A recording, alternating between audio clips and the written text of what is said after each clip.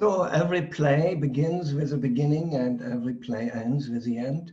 And some plays ends with a beginning in a reverse meaning. So we start now with a beginning. And I say hello to everybody for this meeting about the 4 stages of the creative process.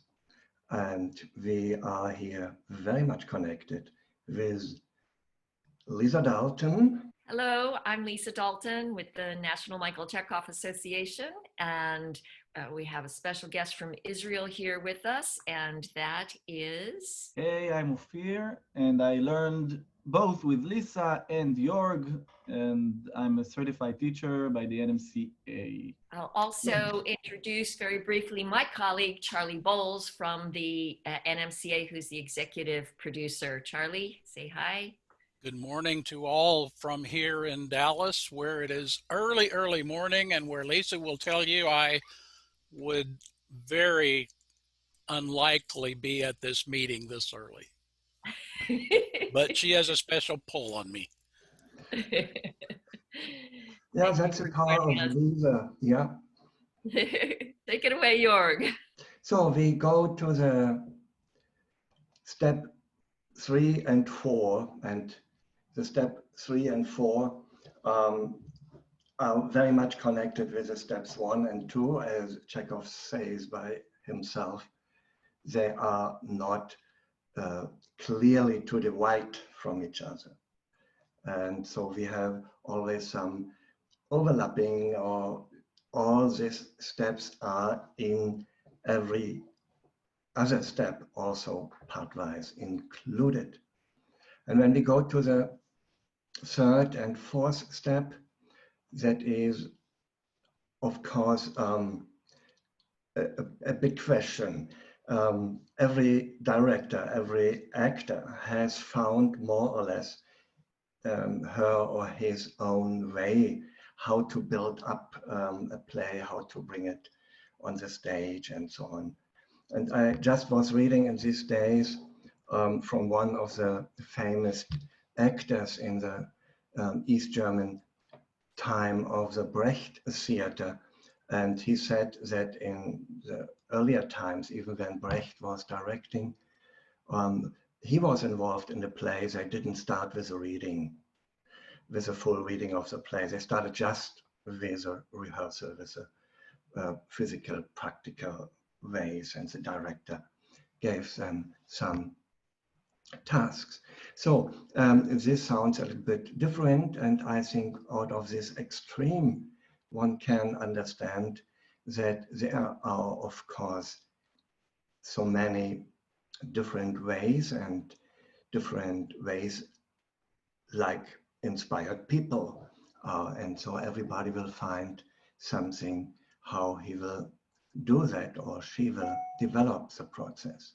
But on the other hand, it is, when you speak with someone or when you read that, it is interesting that it is always described that there is a kind of an inner structure, how the actors work, how the directors work.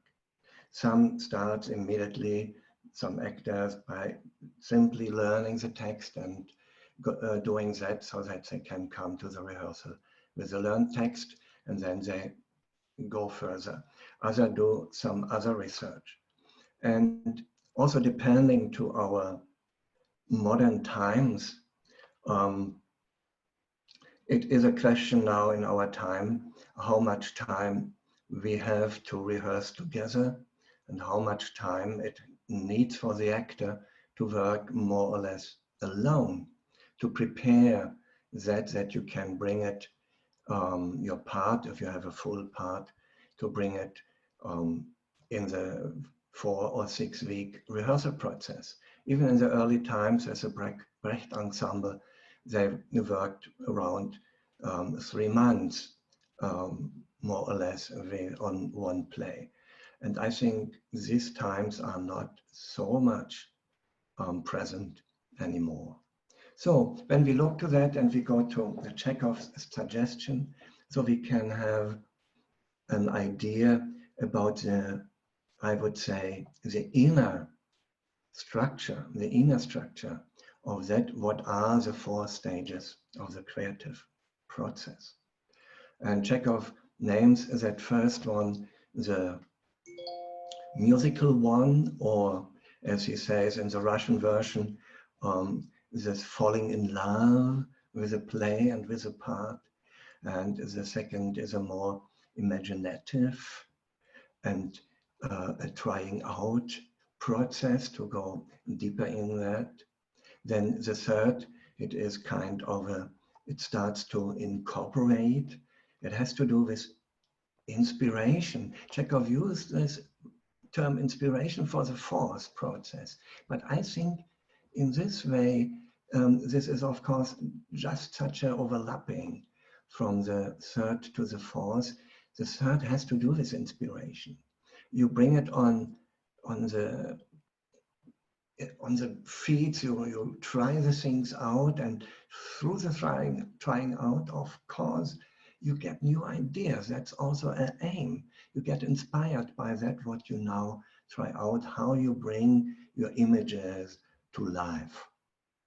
And the 4th step is at least the full incarnation of the idea.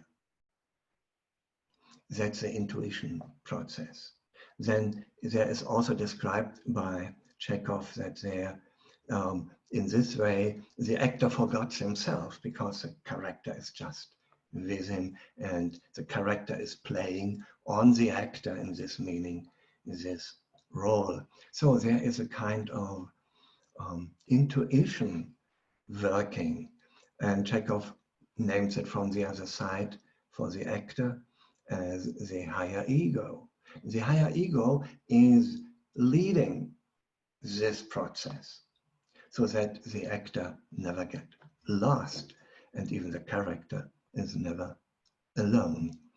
So these are, from my understanding, very interesting steps from the physical, from the clarifying, from the thinking to the imagination, first love and understanding, to the imagination, then to the inspiration, and then to the intuition.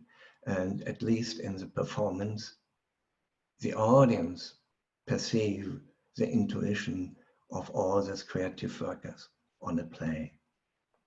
So that's, let's say it's just again a starting moment, but we won't go to the 3rd moment, the 3rd process, what means it's now the real rehearsal in this way.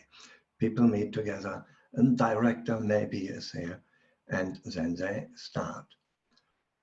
How do you start, Lisa, in this moment? For me, I find a great deal of overlap between 2 and 3, in as much as before rehearsal, I as the director and or I as the actor go through the process of reading many times and then allowing the images to percolate, and then bestowing the images on some in a multidimensional way on the paper and physicalizing that. And I take that all the way through using the system of analysis for finding the 9 central points that Michael Chekhov outlines very clearly in To the Actor, that with the 9 central events, along with understanding the processes of good and evil and how the points of conflict intersect in that structure, and creating harmonious groupings, sculptures, either for the life of my character as they go through this graph that is drawn. I create 9 psychological gestures, in effect, for those critical points, beginning with the end and working in reverse. And I also create a score of atmospheres. So I have that before I come into rehearsal, and I actually begin the rehearsal process not with reading the script. I begin with the score of atmospheres, guiding the entire cast through the score of atmospheres. And maybe in some cases the cast has simply auditioned and they've never even gotten the script. That can happen. In the process of leading them through a score of atmospheres, they experience very deeply on this emotional and kinesthetic in the feeling life, and as an ensemble, the entire arc, dynamic arc of the whole story. And they will have gone through, in effect, they will have performed the entire play before they've sat down and read it. And that, and then I take them through creating the harmonious groupings of the very final moment, the fantasy that happens after the play ends. So maybe it's the wedding in some play that doesn't have the wed. It ends in the proposal. You know, everything's going to be fine. They're going to get married. So that final moment is the finale moment in your imagination, and working all the way backwards to what happened the moment before, what happened in existence that required the play to open on this day of all days, the pre-event. So with 9 main events that happen in the play, we have the pre-event and the post-event, which is 11, and we create from the post-event, working our way back to the pre-event, a sequence of harmonious groupings, or you could say ensemble psychological gestures for the whole play. So we've gone from the atmosphere into the 9 most important moments, and we've created in the imagination and memory field of the whole cast the ideal outcomes of the story and the conditions that exist that drive it forward. We've experienced the forces of good and evil and the victories and the defeats. And only after that do we then move in as an ensemble into the processes I spoke about last time, where we as a group talk about the themes, the ideas, come up with the forces of good and evil, and after that, then we will go into the actual blocking process, and the blocking process begins again at the final climax. And I block the final climax, and then the middle climax, and then the tertiary, the auxiliary climax, usually in the first act. And so we've got the 3 main climaxes, and I've got my curtain call. I actually block my curtain call on my first rehearsal rather than waiting to an hour before the show starts. And so we get that in the opening moment as the 5 main, most rehearsed, most critical sequences. And with that, we're again always looking at the feeling of the whole. So this sequence of harmonious groupings or psychological gestures that pinpoint each of the most significant moments of the play can actually be performed by the whole cast in a matter of 2, 3, 5 minutes, and can be used as a warm-up for every single rehearsal. And every person in the group, the stage manager, the technicians, the small minor characters, can be in the entire sequence, so that everyone in the group begins each day, each gathering, with a feeling of the whole, a feeling of the ensemble, the whole play, and And I will jump back that on my very first meeting, I do warm everyone up with some ball tossing, and I teach them the Japanese rock garden structures so that they can also create these harmonious groupings intuitively and instinctively. So with all of that in place, it's then time for the more individual character-driven work. It could be a week before I do a sit-down group reading. Would you like to give me share screen option and I will show harmonious groupings if nobody familiar with it? If that would be great. So there's an example, and you can see on the floor are these charts, and that's that graph from chapter 8 is the graph, and that graph is superimposed on the floor in that image, and so we have written down what the events are and what number they are, so that the ensemble can move from one to the other. There, thank you, Ophir. Now we'll turn it over to Joerg. So that sounds very, very much structured, Lisa. So with my, how to say, I'm in this relationship, I'm very much lazy. Oh my God, I should come to learn from you something about such structuring. It is, of course, all depends from me, what is a play, how many actors do I have, and what rehearsal time we have, and so on. And very often it was in my work that I had to start just with point of zero with the people, and even when they had read the play at home one time, then we had to read that they know what we are going to. And my aim in this processes is to bring step by step a kind of a, how to say, an individual awareness, individual consciousness to the actors about the whole of the play.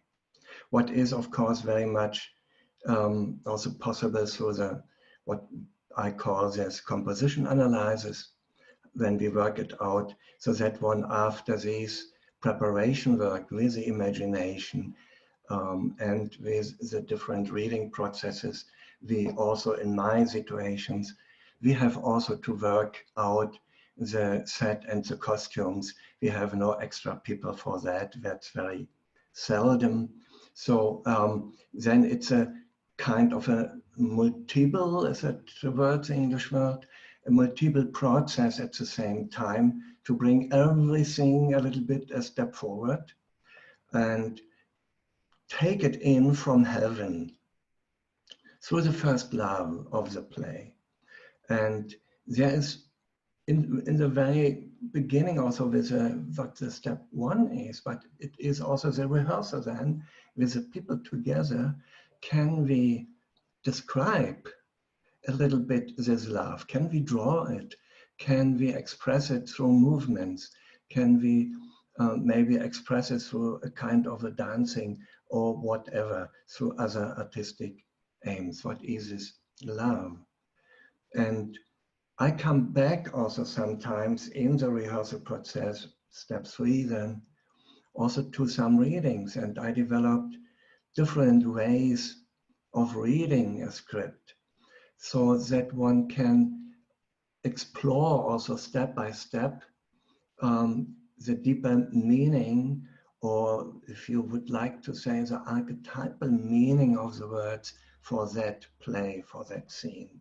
So that leads then to create the images of the words, what also here is in this third step an important point, to find out the images for the text from the character's point of view.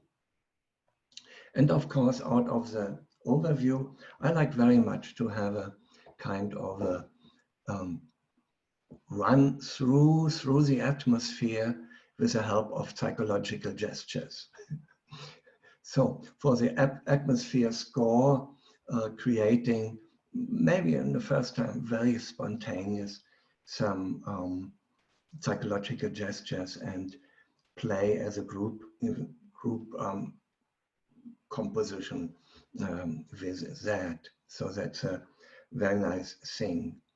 And I have to say I like very much, even in this early stage of the rehearsal process, not to go to the blocking or mise-en-scène itself, but go to the stage businesses. And I found for many reasons, that to go to the stage businesses, it can be a big help. So what we are doing, and there is something I have also stolen from Brecht in this way, and his way of theater. And we look for a small scene.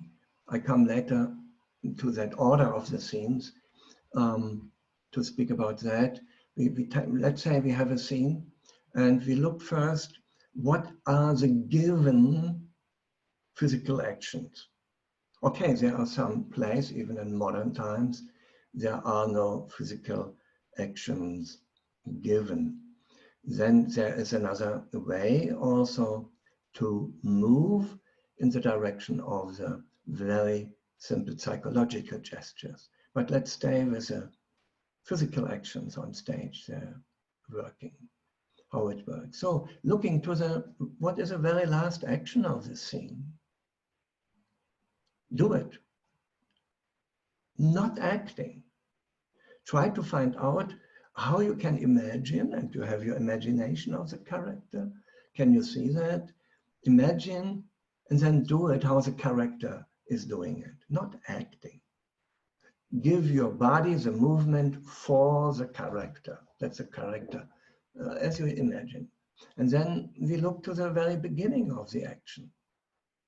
Where does it in the space starts, and how does it start? And here's one important point for all that. I let describe this action. Verbal. That means follow. If you look to me now and see that. So even naming the character always in the third person, never as I'm doing it, but I do it for the character. So what I speak out is what the character is doing. He lifts his right hand, goes with a hand to his nose and touches his nose, and starts to speak. Finished. And the first action, well, now I would have to say, speak his last words. Okay. And the beginning for the scene, okay, I do it in this way now.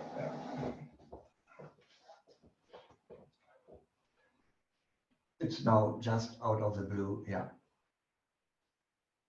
He comes to his chair, sits down, moves the chair, looks to his partner, and speaks. Done. Now I have the beginning and the end of the scene from the physical point of view. That's very, very simple. It can change every time. It's not to fix it. It's just to become aware how the character would do it. So now, then I do the beginning and the end together. I give you the example.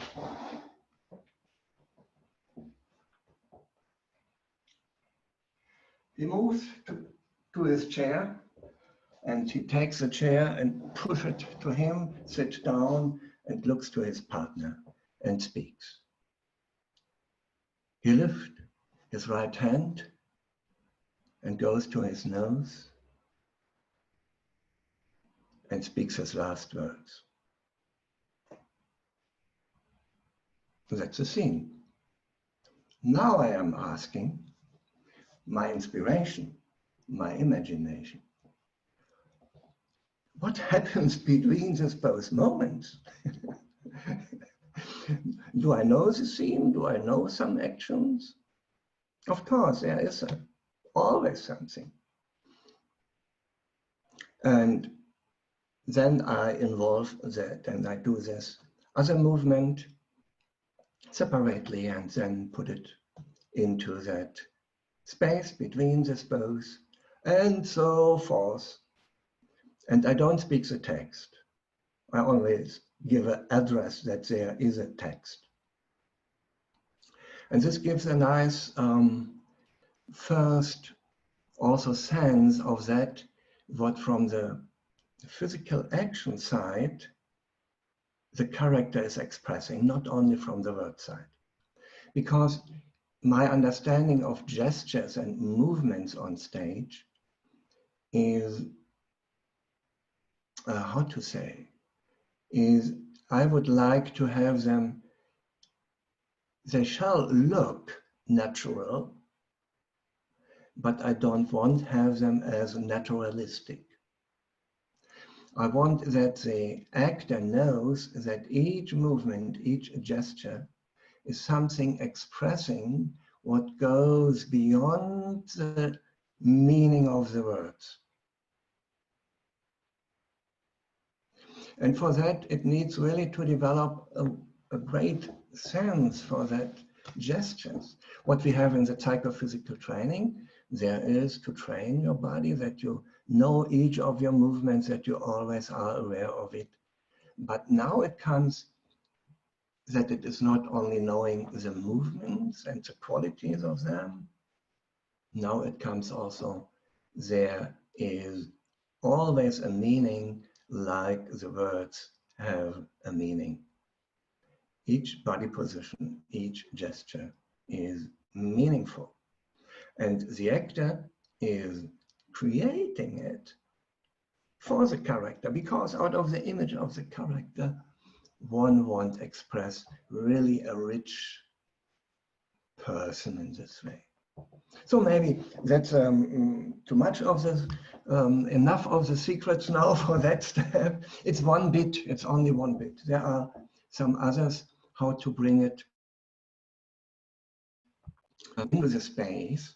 And the aim of all that is that, how to say, that for the actor, the sphere around her, around him, the sphere of the understanding of the play, the sphere of the understanding and sensing of the character, step by step develops and can incarnate. So that in the end, the incorporation is not only one step and now we do the incorporation of the character. You know, that is not how it works. It is a step by step, it comes closer and closer, and then there are moments sometimes, even in the rehearsal process, which are amazingly inspired, amazingly filled with an intuition. But even in the third process, so that is the aim for many things. I play around with that before we, before we come then to the last rehearsals. And I think always it doesn't need that it is finished. I leave it very, very much open. All the things I leave open. Because I think as much as the space is filled, as easier it is in the end to say, okay, we do it in this way.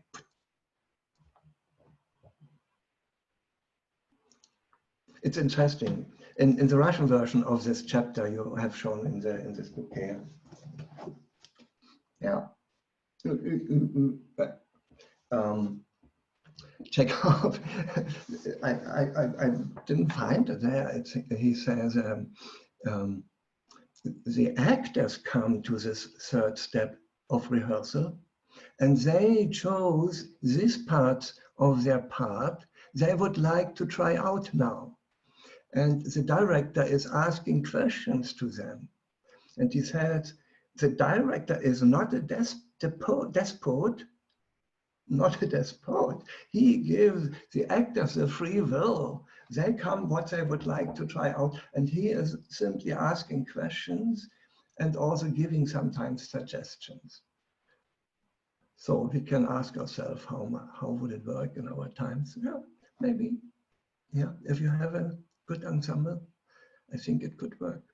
I will pick up on that idea about the director and actor relationship and responsibility and offering there. For me, I see generally there are two kinds of directors. There are directors who say, show me what you'd like to do. And there are directors who say, do this. I want it to go this way. And this happens both on stage and on camera.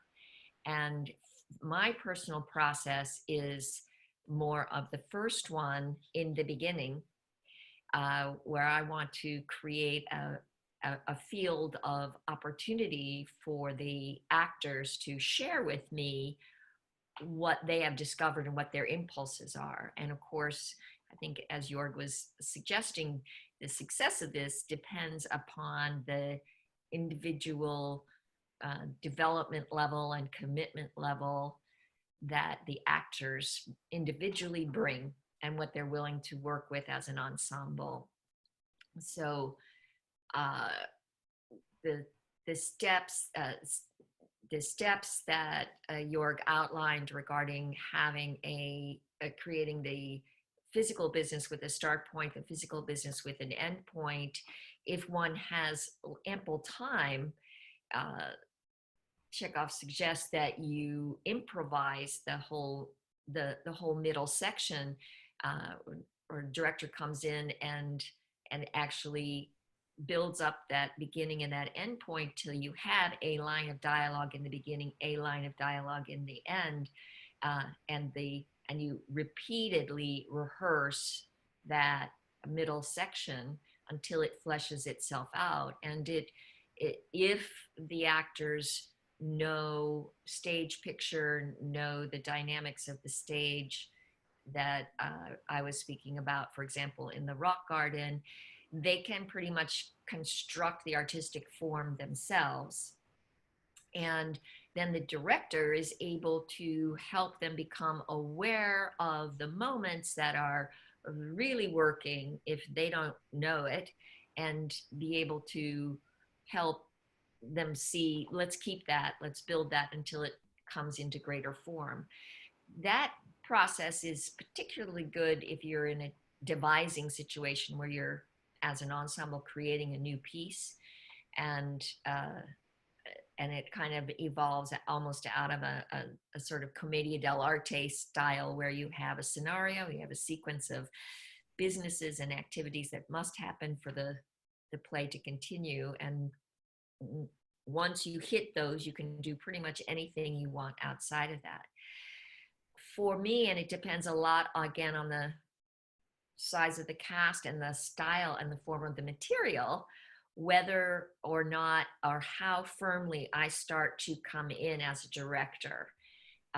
If it's comedy, I will, at a certain point, usually about halfway through the process, having gone through the basic structures of all the main events and done some run-throughs, that I will start becoming much more specific if I need to, because of the tempo, the rhythm, and the precision necessary for comedy, for example. And I will begin asking the actors to retain very specific points that are needed, comedy or drama, tragedy or farce, the specific points that are needed to keep the dynamic form moving forward. If they've been doing the harmonious grouping run through, what we call the synth analysis run through, if they've been doing that every day, they automatically are putting the strong emphases on those central points. And so not much has to happen. But I do become very dictatorial, I would say. And I do warn my casts at the beginning. I explain, because I feel the director is the parent, they're the captain of the ship, and their sense of leadership, their feeling of ease, their sense of form, their appreciation for the feeling of beauty of each of the individual, and for the chaotic processes that occur, will guide the entire atmosphere of the production as a whole. And for me, it is as important to maintain a work of art through rehearsal as it is to achieve this finale moment of performance. The humanity in the art is present throughout every single stage, and the actor who is aware of Michael Chekhov's principles then is invited to, on their own, practice their materials, whether it's the physical activities that you're being guided by your director, or the blocking if you're at that stage, so that you have at home looked at your source of materials, your tools, your grounds, as Mr. Chekhov called it, and Mr. Stanov referred to it always as rehearsing with your grounds. For what grounds? What is grounding you in this rehearsal? Which tool? And allowing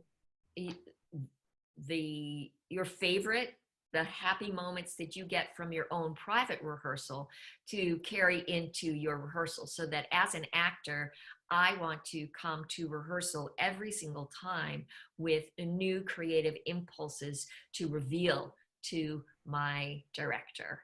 And the more you as an artist bring forward these creations to me as a director, the more freedom I can give you, and the less work I have to do to activate your freedom. I can become much more of a guide rather than a dictator, which is my preference.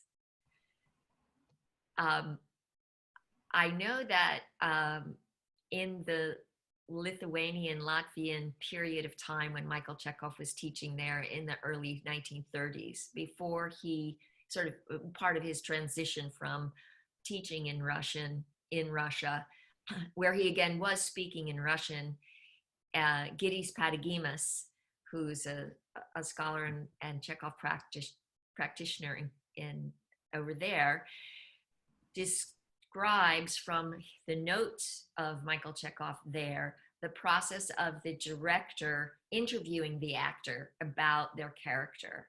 And out of that interview, the director listens, as I understood Giddies, the director listens and begins to do gestures reflecting what the actor is talking about.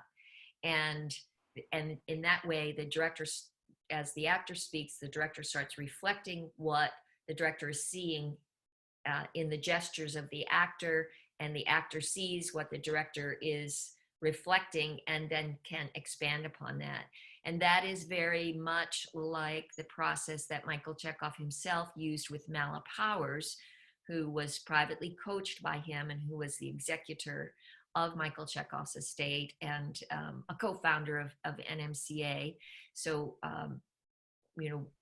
she shared how Michael Chekhov worked with her, and and other actors, and he would do this. He would interview them, have them describe their character, and then he would help them notice the small gestures and the larger impulses, the qualities and the movements that they were expressing while they were describing the character in the third person, as Joerg was saying.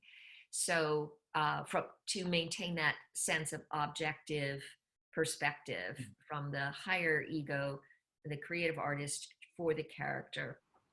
And so this is a really excellent technique that I use in helping my actors eventually develop their psychological gestures. And for me as an actor, I have, I love psychological gesture, but which tools, when I'm working on a play, which tools I begin working with at home on my own completely depend. It's a completely mutable system. It completely depends on what my creative individuality is bringing forward to me in that particular moment. And there may be times when I don't go through all the tools. There may be times I don't even do a psychological gesture, a super psychological gesture for the character. I just use gestures for particular moments. But I do, important for me, an important process for me is I do journal and keep track of my private rehearsals with the character, so that I have a page of my script and I have a blank page opposite it, and I put columns on my script, and I take the tools and I break them into basic concepts: gesture and objective, atmospheres, qualities and sensations, and characterization, where I will list things like, is my character predominantly thinking, feeling, or willing in this moment? Are they radiating or receiving in this moment? What is their imaginary body? Where is their center in that column? And are they pushing, lifting, smashing? What is their gesture here? And what is the atmosphere? So I make notes in those columns of what I experienced, and I might mark it if every time I rehearse this scene, I always feel best with atmosphere. Then I'm going to highlight that column of atmosphere, and when I come into rehearsal, that's what I'm going to bring in. But I've already worked, 5 maybe different ways, rehearsed that section 5 different ways, 5 different grounds, and I've made my notes as to what is really working for me. And that's what I bring into my director. So those are some suggestions of individual processes. Great. Lisa, that's just what the Chekhov technique is provoking to the creative artist, and giving the tools, I think, I call that self-directing, how one can, with the help of the tools you have in your body or around your body, in your artistic body, you can direct yourself and always be a little bit, it's so difficult to explain, but always you are aware of that, what you just are trying out.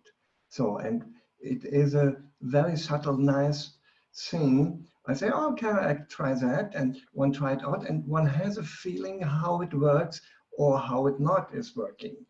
And out of that, one can direct oneself and can do really a very far-going self-rehearsal process. And I found, with the help of the Chekhov tools, this is interesting, what I have rehearsed, so that lets me free. I'm free with it.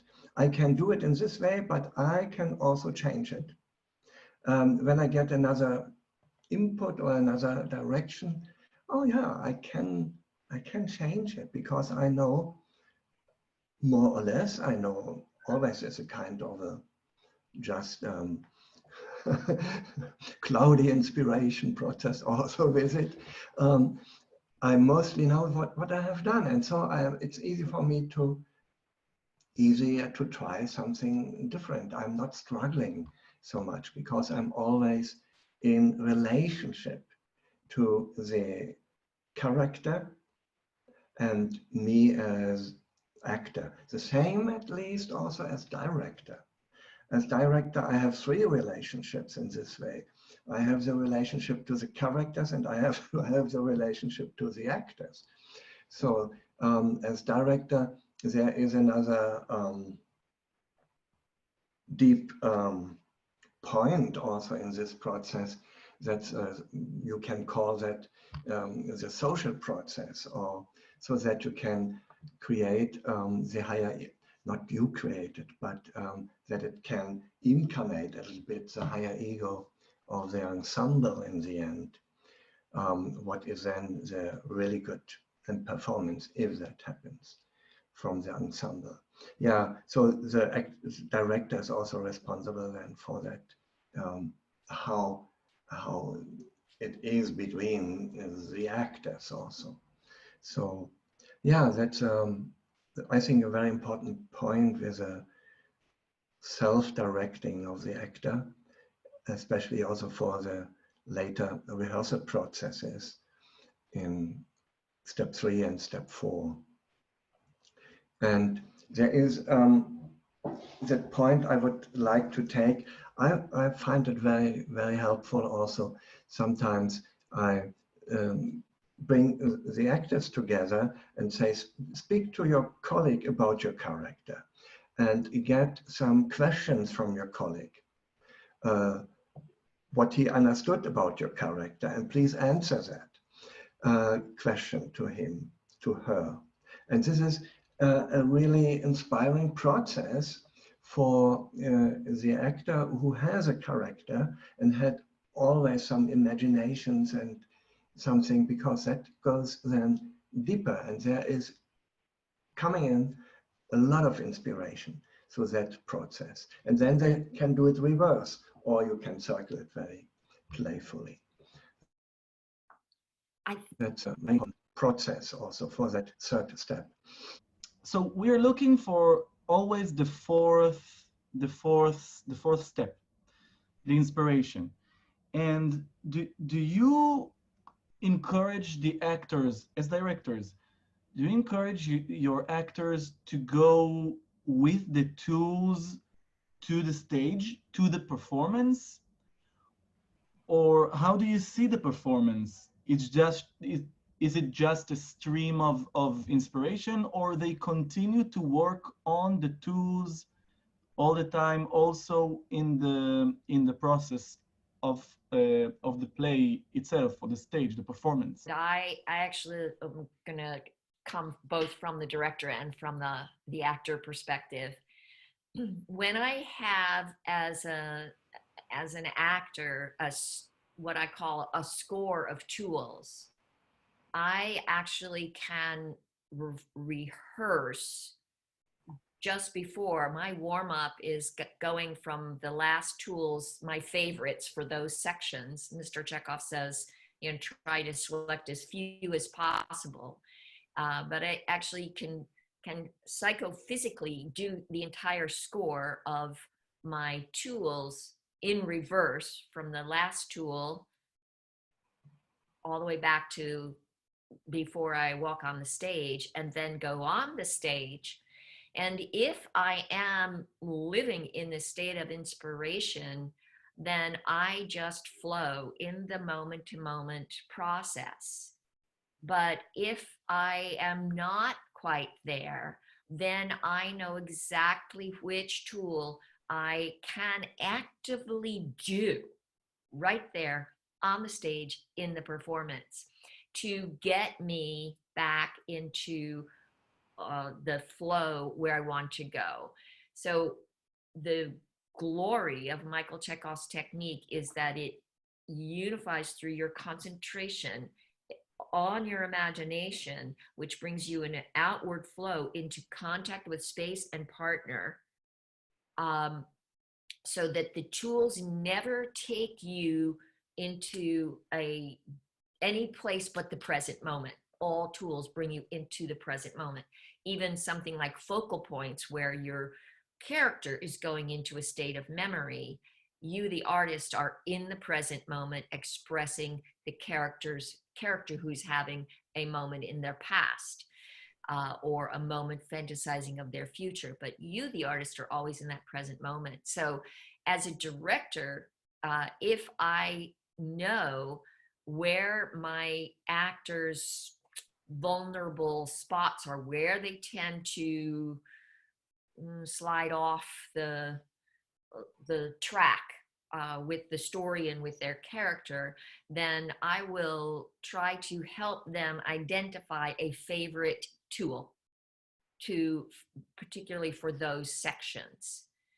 Of course, I recommend they all have a score that they can use, but that may not be their process. But if I can see a consistent vulnerability for them, then I will recommend how they can make it through those particular places with a specific set of tools, and hopefully maybe at least three different possible tools, so that each performance they could try a different tool in that section to keep it alive and keep exploring it.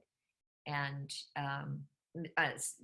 Yul Brynner wants me to remind you that for him, he did The King and I over 5,000 times on stage, and he would just go around the chart and pick a different Chekhov tool each night to be his grounds for that performance, to keep it fresh. So that's another way of using tools literally in performance. The goal is to get to the center point where there's no grounds, there's no tools. The state of inspiration carries you, your intuition is flowing through everything. So that's the goal. But the glory of the technique is if you're not there, you have a way to get there. Lisa, you said it. And it is, of course, when we speak here that now in this hour, just touching, I'm a little bit afraid, just touching. So few little points only, and there is so much more what happens in this process. But when you ask for that performance, I say forget everything. And this has to do also in the rehearsal process to learn and to study the conscious forgetting. That I learn consciously to forget what I have done, to do something else. And this trains also to trust the inspiration or the living in the moment of now, or how you call it, in so many words and terms for it. And this is quite clear.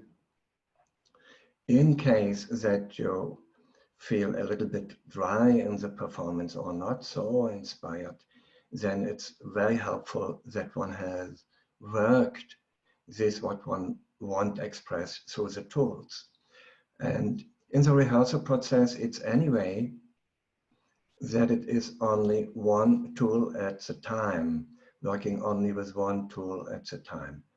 And this makes also the rehearsal process very interesting. It can't get dry.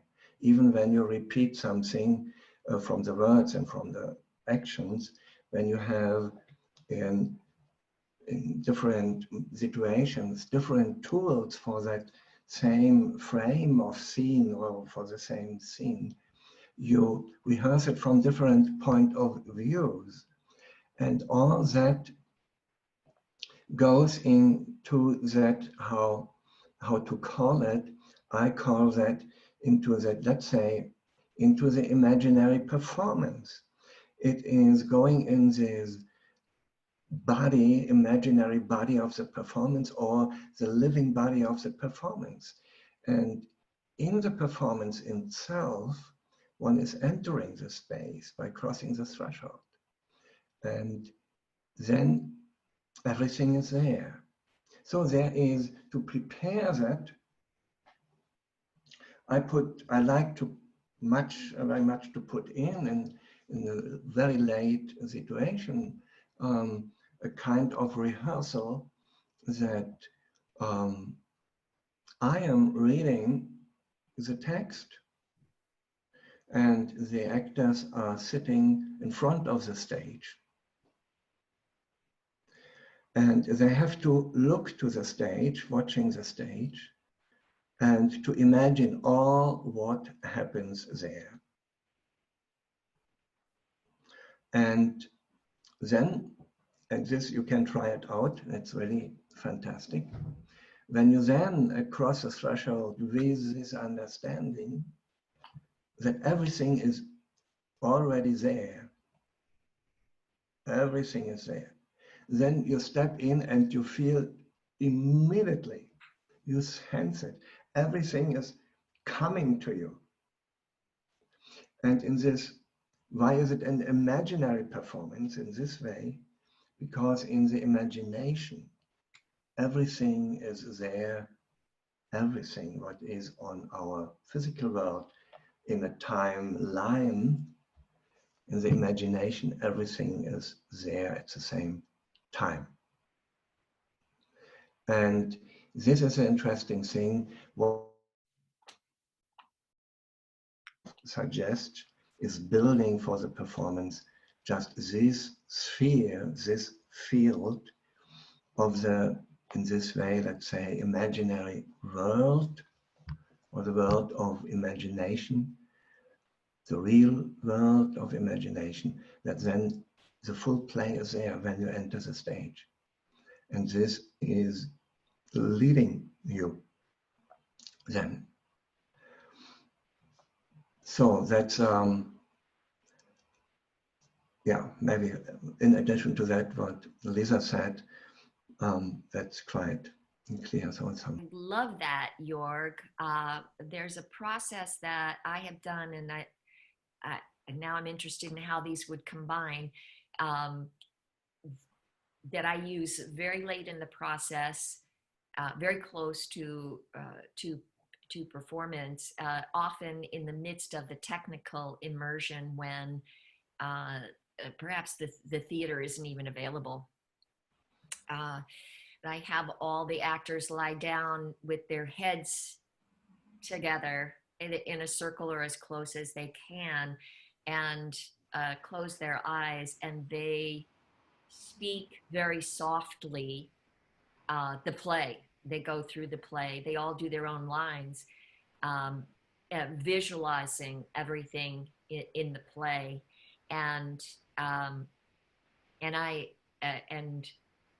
I just love your idea so much now. I might adopt that over this process, but this process also, I can imagine both of them serve to, in addition to what you were saying about creating the imaginary body of the play as it's already there, really experiencing it from an objective and audience perspective, that it's a calming process, that it's a process that goes to diffuse a great deal of inhibition and tension that is building up to the opening of the production. So in addition to taking these moments where you kind of put the brakes on the cast, you stop them and contain them and release from them the need to engage in all this physical activity and allow them to go very fully into their imagination. It causes a sense of calm and gets them out of their own issues and concerns. And that leads me to another preparation for inspiration that I like to use, is to have a special event, a special something incredibly fun, incredibly crazy. Do a rehearsal with, play each other's characters, do it high speed, do it in completely the wrong style. Just take a whole bunch of any kind of random things and just do it really badly, really wrong, really silly, fun, outlandish, any way that you can think of, to also help build the field of ensemble, to help transform any tensions that are present and help lift the process out so that it can you can help diffuse crises. So I just want to speak for a moment about the concept of crisis and its relationship to inspiration. And we know this in almost all productions have this big crisis 3/4 of the way through the rehearsal process. Everyone gets into a big fight, everyone cries, screams, somebody breaks their leg, you know, something happens and the show shuts down, whatever, the lights fall down from the ceiling, crazy things. Cast members get into arguments, all sorts of nonsense happens. And it's like every single time we rehearse, this happens. And from a psychological perspective, the crisis is seen as an opportunity for everyone to have to have a common enemy, you could say, from the outside. It becomes a force of conflict from the outside that threatens the very life of the production and causes everyone in the production to have to go beyond their lower ego to a higher common point to save the show. And when they go deeper or pull far enough away and reach to sources beyond their lower ego fears and concerns, they find a larger field of inspiration and creativity. And when we understand this, and I talk about this with my casts again in the very beginning of the rehearsal process, when we know this is coming, we can start to identify the seeds that are starting to become weeds and starting to poison the production. And we can start identifying it, not judging it, but saying, look, there's a weed that's going to turn into poison for us. How can we deal with that? Let's look at the beauty of that. And we can work toward finding the beauty of the crises. And when we choose to find the beauty in the smaller crises, we do not have to we do not have to have the whole production threatened in order to achieve this state of inspiration. We actually can spring higher, spring more fully, and create a more powerful production than through this old-fashioned, we need a crisis to pull us together technique. So little special moments, gifts, what we do in NMCA, the angel walk, a special gathering to reinforce, radiate this love to each other. This act of what Joerg said, revisiting your the things you fell in love with and sharing that with everyone. Any techniques that can go to diffuse this. And that's also why I do the reversal, starting with the most challenging stuff first, because when the technology is coming in, we are no longer trying to block the final climactic scene. We're no longer trying to block the rehearsal, the bows and the curtain call. Though all the main points are already in place, and what we're doing now is refining. And so when the sets come in, we make friends with them, we make friends with the technology, and we embrace, especially if we've been engaging all of our cast and crew in our warm-ups and in our creative process, we will already feel the ensemble with the props and the ensemble with the sets and the designs and the costumes, because we've been in touch with those who have created them. So that's another thing. A lot of times we are not in touch with the staff and the design team. So when they bring us something, we are less open to transferring our fantasy of what it would be with the reality. And by having this collaboration early on and throughout, we're able to receive their inspiration more fully. Yeah, I like very much this point you said to in a later state when the rehearsals are very close to the performance, just to jump into another style or to change it, break everything with a full run through. I like it very much. And I think it's also so freeing for everybody so that one afterwards sends what one has worked out much more in detail. And that's very enjoyable. I like it. I'm very happy about this moment when it comes to that point. And another thing is, of course, what I, as director, have experienced. Just what you said. There is always a coming crisis, a kind of crisis, and I found out for myself. I don't know how you sensed it, and so I feel by this what I found out, very much prepared to face these moments. Not that I want to provoke them or that I wish that they come. No, but they come by themselves. And I found out that this theme of the play, the conflicts of the play, this happens between the members of the ensemble on their, let's say, daily life beings. Yes, they absolutely do. It's Yeah. remarkable. This is what happens there. And when you direct a play, then you know it will come. And then you see, even in some ensemble situations or in the rehearsal process sometimes, you see some lights of that sometimes coming up.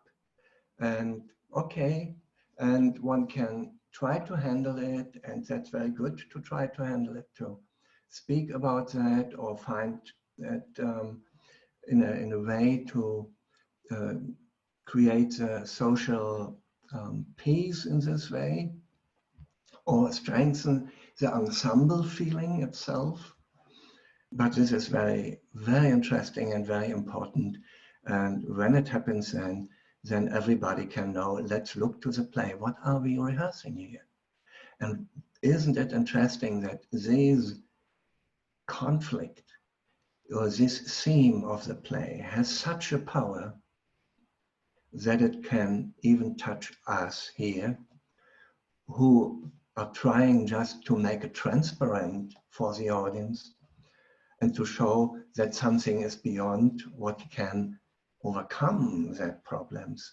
So that's a very important point for the directing part of you. And this happens in the field between 3 and 4, step 3 and 4. It's in the field. You can't say when it happens. Sometimes I heard it. I heard it. Yes.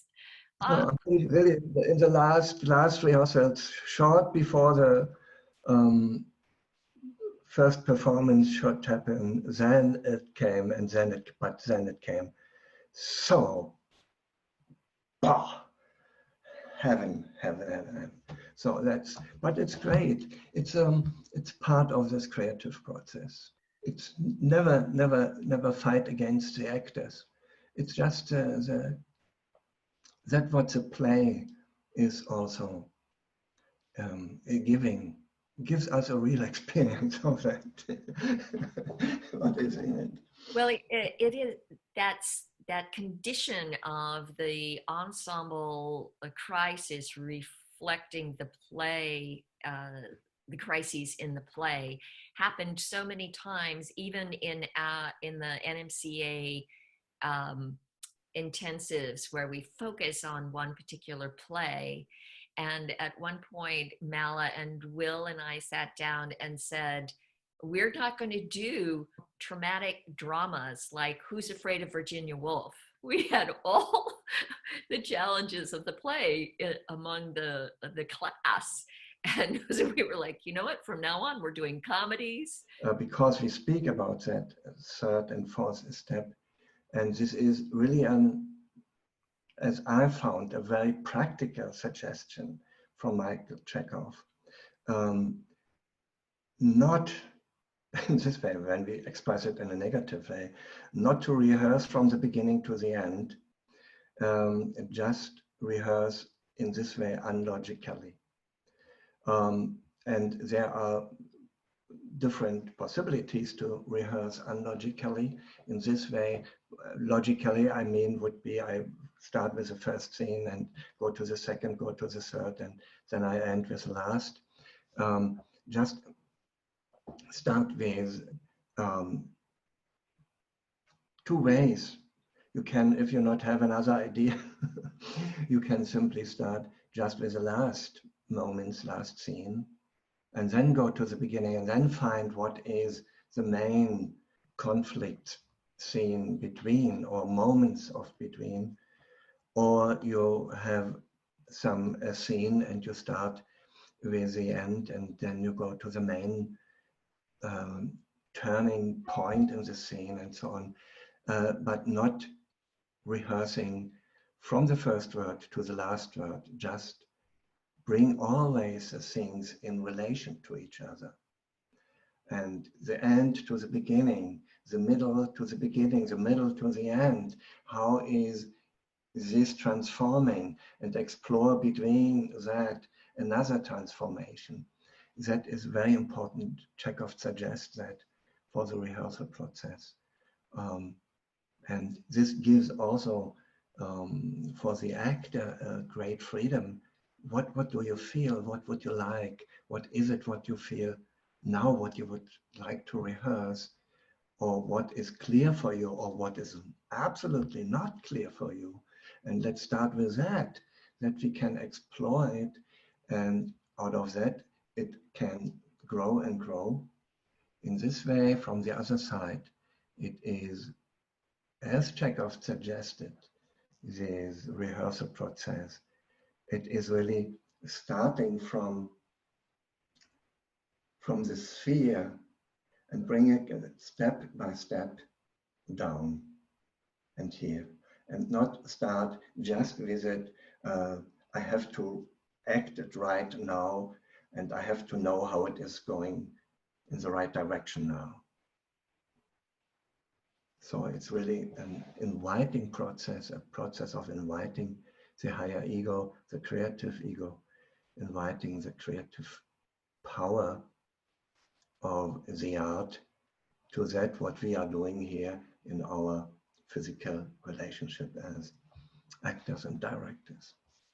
When I look at our fourth stage of inspiration, we can say that it cannot be commanded, but that we can prepare a field for it. And this process of looking into where am I going to begin my rehearsal, or what will I focus on today? One pathway that I go to is, if I don't have something laid out for me, I'm going to go to the area where I am most uncomfortable, where I feel least secure, that I understand the least, and I will go into that part and work to become comfortable with the hardest part for me. And that way, I don't build up any sort of anxiety when I'm approaching it in rehearsal or in performance. And I think of it like if I were constructing a freeway, and I would build the biggest, most complicated section first, the bridges that all cross over each other. I wouldn't focus on the entrances and the exits to the freeway. I build the most complicated part first and make sure that I get that part. And then if I run out of time, I know that I'll find my way onto the ramp there. And so I really love the idea of being able to move to any particular part of the technique at any particular time to approach the most challenging parts. And when I have cultivated a field through the actual labor of practice rehearsal, then I can really let go of the specificity and the tight control and put myself into a field of inspiration, much more likely so.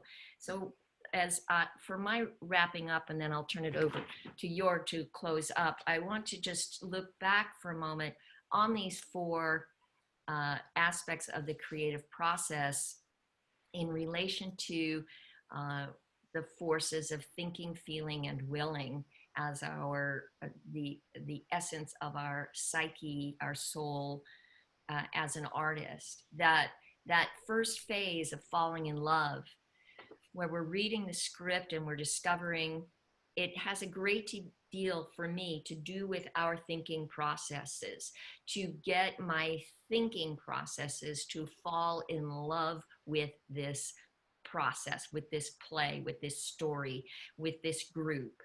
And when I get that thinking process activated and clear, I have excitement and interest and curiosity living. The more love I develop, and that love then leads me into the feeling process of imagination, where I start to really get a feel for the soul of the play and the story. And then I must engage my will force. That's what I see the rehearsal process as. It's the process where we put everything into action. And so the stage number one, activating the thinking forces. Stage number two, engaging the entire ensemble and myself in fostering the field of the imagination, the feeling forces of the play, and then bringing the will force, the physical body of the play into expression.